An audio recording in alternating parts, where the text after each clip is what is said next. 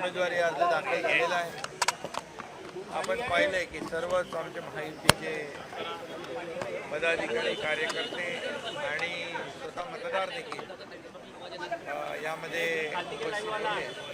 त्यामुळे रवींद्र फाटक यांचा विजय पक्का आहे आणि प्रचंड मताधिक्याने महायुतीचे उमेदवार रवींद्र फाटक प्रचंड मताधिक्याने विजयी होतील हा विश्वास या ठिकाणी व्यक्त करतो। कारण आपण पाहिलं तर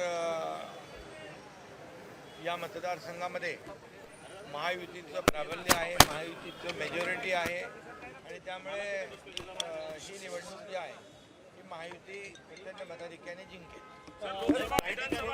पूर्वी या ठिकाणी महाविकास आघाडी देखील फॉर्म भरलेले आहे, काय वाटतं किती मोठं किती त्यांचं आव्हान असेल? लोकशाहीमध्ये प्रत्येकाला निवडणूक लढवण्याचा अधिकार आहे, त्याप्रमाणे प्रत्येक पक्ष या ठिकाणी आम्ही महायुतीने जशी निवडणूक लढवतोय तसे महाविकास आघाडीचे उमेदवार त्यांनी फॉर्म भरला असेल।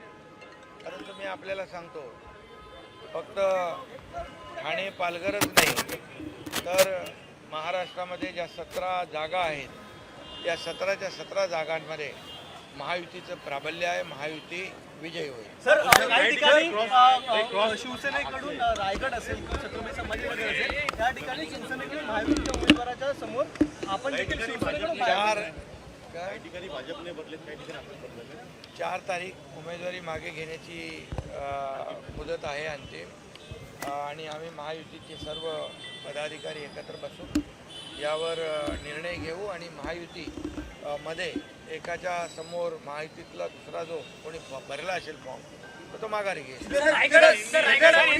एकत्र येऊ असं अंबादास दानवे म्हणतात, काय वाटतंय? अंबादास दानवे म्हणालेले आहेत दोन्ही शिवसेना भविष्यात एकत्र यायला पाहिजे।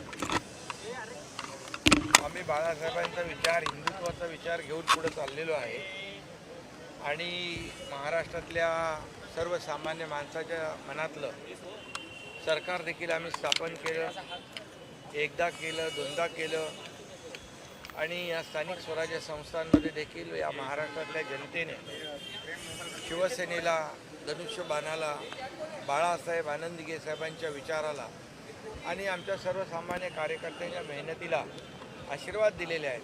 त्यामुळे आमची घोडदौड विजयी अशीच पुढे चालू आहे।